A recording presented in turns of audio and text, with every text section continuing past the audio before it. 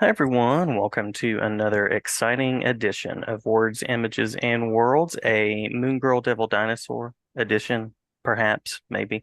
We're always talking comics and creating around here, and delighted on this episode to be talking with artist, comics creator Asia Simone. Asia, thanks for jumping in.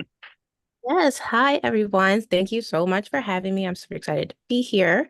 I'm just like glad to be here and to talk to you and talk more about the book and things. So thank you for having me. Anytime, anytime. It's an open invitation. You and I had a brief conversation at Heroes Con, so glad to have connected with you there. And as I mentioned, I have a scholar friend, Dr. Christian Hines, who has written a chapter using a lot of comics, but Moon Girl and Devil Dinosaur is one of those. And so I know she's been checking out your Instagram and socials and different things, and was very excited that I was interviewing you. So I'll have to share that chapter with you once we're finished with their talk. Very awesome.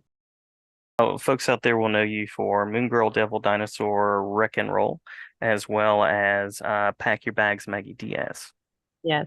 Yes. Yeah. Yeah, so Pack Your Bags, Maggie Diaz was with Scholastics, and then Moon Girl and Devil Dinosaur was a collaboration between Scholastics, their graphics label, with Marvel as well. Yeah, I'm wearing my middle school shirt today, Emily, because I know that those books are just so wonderful, and would have loved to have had books like that when I was growing up. There were a few here and there, but to have an entire run from a publisher like Graphics, they are not paying me to say this. I just think that's really cool that that's out there for readers of all ages to enjoy. Yeah, honestly, I was looking at some of their other work recently, and I was just like, oh my God, I want these now. Like, I want to Hmm. buy right now, and it's just wonderful. I really like kind of like the animation adjacent feel that they have. Hmm. Um, that's where my love is. That's where a lot of my passion comes from. So it's nice to see that style in comic books because it's hard to find that sometimes, to be honest. Yeah, yeah. Now, you hinted at a creator origin there, perhaps in animation. So curious about some of that. Would you like to share more about that? Yeah, so so I've been drawing, all my life, as many of us artists do. It's kind of just started as like a thing to do when I was bored. I have a older sibling, that's it. And so there was a lot of times in the house where I didn't have much to do, so I was drawing. And I feel like around like 3 or 4 is when my mom and my dad were like, I was lucky. They were like, don't stop drawing. And I kind of took that to heart. So I've kind of always been drawing ever since. And then it was about around like fourth grade where, funny enough, I came across a book about chibi drawing. And like that was like my introduction to both like drawing in a much more like animation style and as well as like being introduced to anime for the first time. And so it was then where I like kind of like finally knew what I wanted to do with art. I knew I wanted to like do animation, do comic books. And so I'm a definitely a big lover of animation. Like cartoons, like older ones like Kurt's Cowardly Dog and Tom and Jerry. And in terms of like anime, like One Piece is always like my big inspiration. Especially as an illustrator, I take like a lot of inspiration from kind of like the character acting and facial expressions from that show. But even Hmm. things that are more modern, like Steven Universe, Gravity Falls, for its sense of storytelling. So I've been a big animation lover my entire life. And so that's where I take a lot of my inspiration. So I've been doing art classes and then, I have like a very traditional background, funny enough. Like I've been in a lot of like very traditional art classes. So I was doing a lot of like life drawing and stuff like that all throughout my formative years. Hmm. I went to a design high school, which was at a it was called Chartered High School of Architecture and Design, here in Philadelphia. And so that was gave me some like really great like design principles, and then I ended up going to University of the Arts for college with a major in illustration and a creative writing minor. Hmm. Uh, Hmm. and so that was kind of like my journey. It was very like linear. Like I've never been doing anything else but art. And I took it serious from a very young age, and I thankfully had parents who supported me throughout all that. And so I was able to just, work on honing my skills and kind of like putting all my like love and passion into the things I love. So I've been reading comics and following artists and like watching the latest cartoons and anime that comes out pretty much the entire time. And funny enough, I feel like as I've gotten older, I feel like I took a break from like watching Hmm. cartoons and anime, and then I've been coming back into it in the past like few years, and it feels kind of like coming back home. And it's been fueling me as I've been working on stuff. Nice. I love that. And I love that you mentioned that you have a creative writing minor as well, because there's so much of the visual storytelling process that is, in fact, storytelling. So many folks go on and, of course, use art to tell stories, but then the auteur space of being writer and artist is something that a lot of folks do as well. Yeah, and I definitely have a passion for writing. I'm still new to it. I'm still like figuring out my process, and I want to create my own works. But I love storytelling. That's where my passion lies. Like even when it comes to like designing characters, I'm very much like if you look at my Instagram, you'll see I'm always like making a new character, but it does always Hmm. come with like a story like, or a concept behind it, even if like I'm not sure where it's gonna go. Yeah, I just love telling new stories. I think my favorite thing about art is this idea that like you get to create your own world. It kind of feels like being like a magician. Like you just get to create things. That's kind of how I feel about it. So I really love the idea of being able to tell stories, but I also love just as much, and I kind of find this out in like doing the Moon Crow book and Hmm. the Maggie book that I love working on other people's stories just as much. Like I just like bringing stories to life. So whether that's my own story or someone else's, I genuinely love it. Yeah, yeah. I was going to ask about that experience of working on Lunella and exploring Moon Girl and Devil Dinosaur, and of course working with Stephanie Williams. I'm curious what that's been like. Yeah, so well, just say as always, working with us, Stephanie Williams was just amazing. She is such a great writer. And it's funny because we didn't really we weren't connected as we started the process. Hmm. So we're like, separated, like working on our own individual parts of the process. But even in her writing, I could tell just like how great she was. I could tell how wonderful her dialogue was and how well she seemed to have known these characters.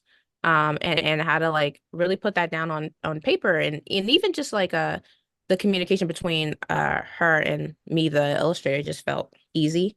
Hmm. So I gotta say I didn't have, I don't have a ton of experience. So the Moon Girl book was technically that was my first book deal. I just happened to have gotten Maggie done before Moon Girl finished. And so I only had those two books on hand. So, I don't have a lot of experience with working with writers, but I could tell that there was something special about Stephanie just reading her script, to be honest. And even like her descriptions of the characters, I could just tell like how much of a professional she was. So that was amazing. And then I got to know her once the art, like my part of the process was done. I got Hmm. to get to know her much more. And now we're, I think we're like this now. We're really cool. And, I got to see her for the first time in person at Heroes Con. So that was also my first, Yes.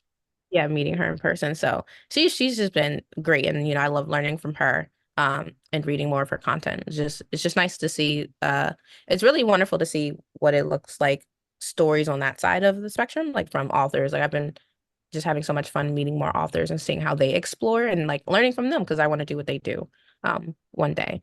Yeah, so she's great. And then in terms of just Moon Girl, yeah, it was crazy, how it all happened. I was only a year out of college at the time. Hmm. Um, and so, I got contacted by Scholastics and they were like, "Hey, you want to work on this Marvel book?" And I was like, "Yeah." Of course I do.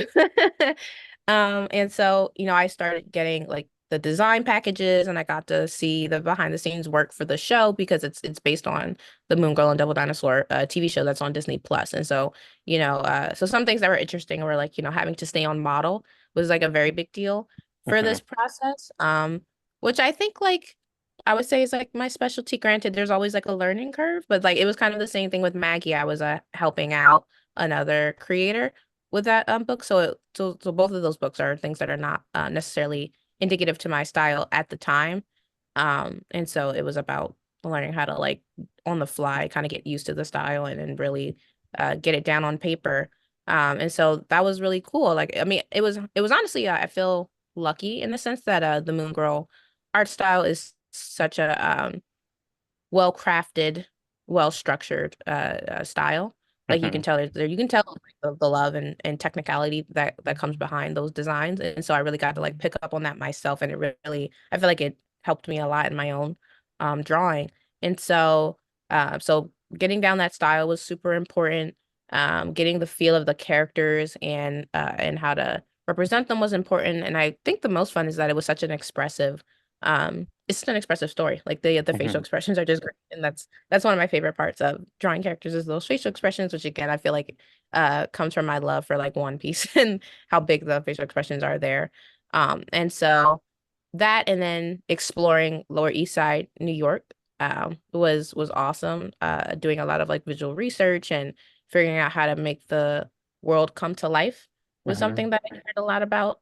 Um, so and like think like I having a background in architecture a little bit just coming from the high school that I went to, like trying to figure out how to like combine the sense of that with like my illustration background and how to be expressive. Like I wanted the book to feel just as lively as the show. So that was my goal, was to make sure that nothing felt like it was skipped out on. Like I put a lot of like effort into the background as well as like the characters. I just wanted everything to feel just as alive as the show. So I feel like I got to do that. And I feel like, even my perspective on things was like respected. So it was like a great time working with Scholastics and Marvel on that project.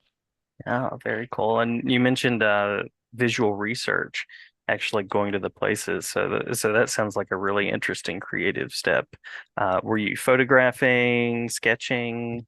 So unfortunately, I wasn't like there. So by the time I got into the interiors of the book, I was in California. So I live in Hmm. California now. And so I wasn't there, which is funny because like I've been living close to New York like my whole life. But I've only gone so many times. And so the way I do visual research, if I can't be there, is that I will like deep dive into the internet and find as many images as Hmm. possible. And I kind of got this practice from being in college. Like I'll collect quite literally like thousands of images. Very literally. Like I will spend hours saving images. And it's kind of just keep going until it feels like it's enough, until I feel rest assured that I can get the job done. Hmm. Try to find as like many angles as possible of the same scene. And I also didn't want, for something as specific as like Lower East Side, New York, I didn't want to make it feel as though like I was drawing like another section of New York and like, I wasn't being accurate to the location. So I'll just spend hours finding images until I feel like I guess I understand the layout as well as like the energy and the character of a location in and of itself. Hmm. Um, so that I'm able to really like get it down on paper. And I think I was able to do that. So that's usually how the process goes for me. I also love what you were saying about the book being sort of an extension in style and feel of the animation, and with the attention, the love that you have for animation, that seems like it was an amazing fit. It really was. It was just so funny. I think at the time I was readapting my style. I was trying my hardest to honestly make a style that was much more animation friendly at the time. And so I think when I was like discovered for the project, it was just kind of like perfect timing that my art was, I think, like close enough. And so, with the addition of the characters, the Slay Train, they're kind of like our somewhat antagonists in the story. These group of girls that I was tasked with designing them from scratch myself, Hmm. along with Stephanie's descriptions of kind of what she envisioned for them. And so that was really when like the style, trying to like stay on model was really being brought to task. Because it's one thing when you already have like the model sheets of all the other characters, that's like kind of easy for adaptation. But then when they're like, now you make characters in this style, and I'm like, all right.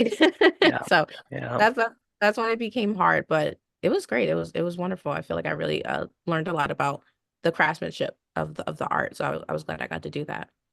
yeah. Now you mentioned creative refueling, so anything that you're currently doing, exploring, as you're working on projects that is sort of there, refilling you in that way. Yeah, I feel like I've been in experimentation mode since kind of like Heroes Con. I don't know if it's like just being around so many other artists has got me like excited and inspired.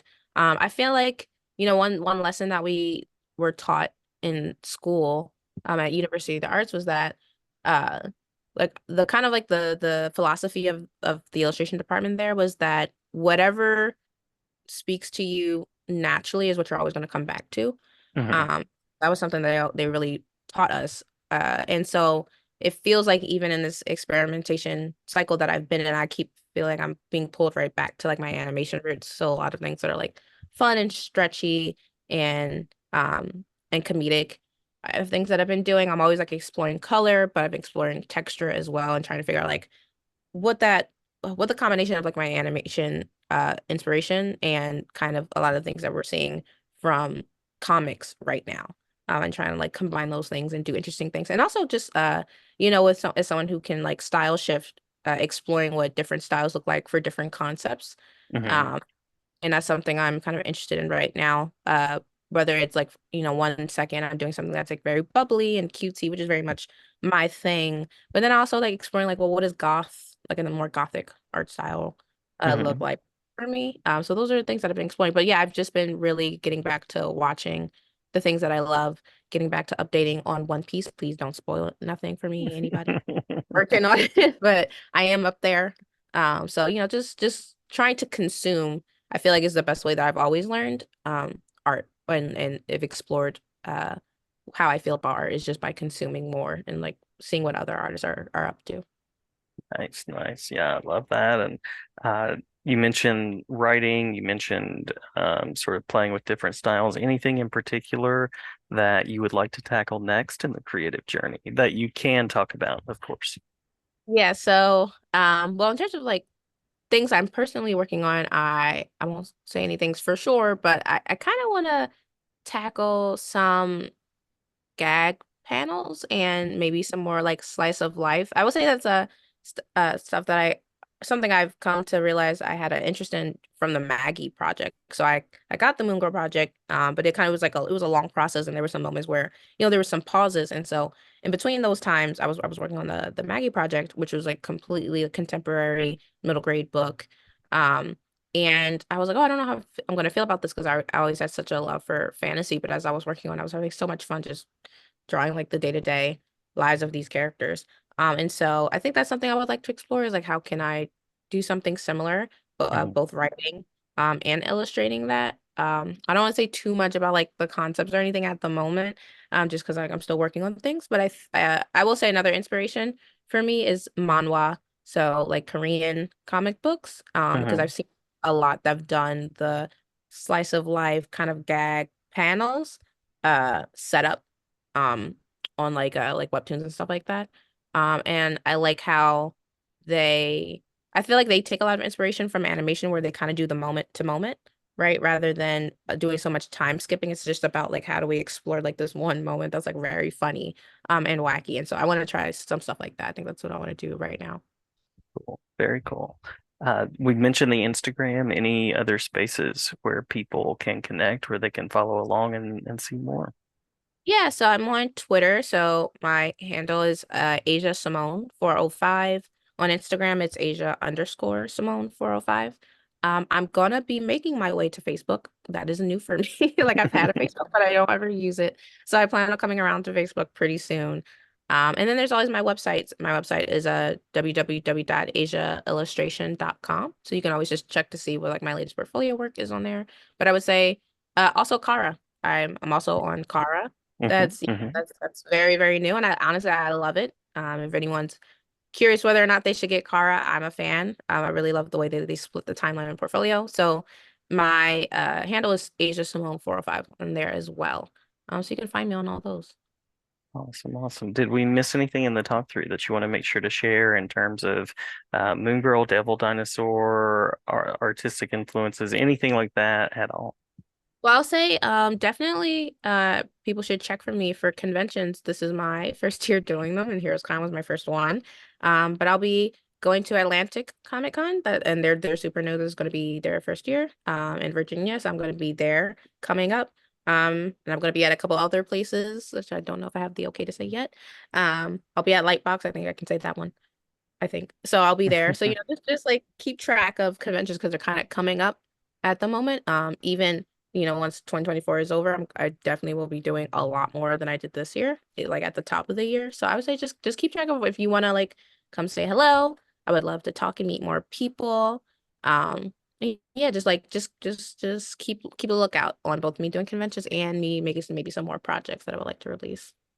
Sounds awesome. Sounds wonderful. Thank you so much, Asia, and glad to have you back anytime. It's an open invitation. Thank you. I appreciate it. I love this. So I'm really glad I got to be here and I got to talk. Anytime, anytime. Absolutely.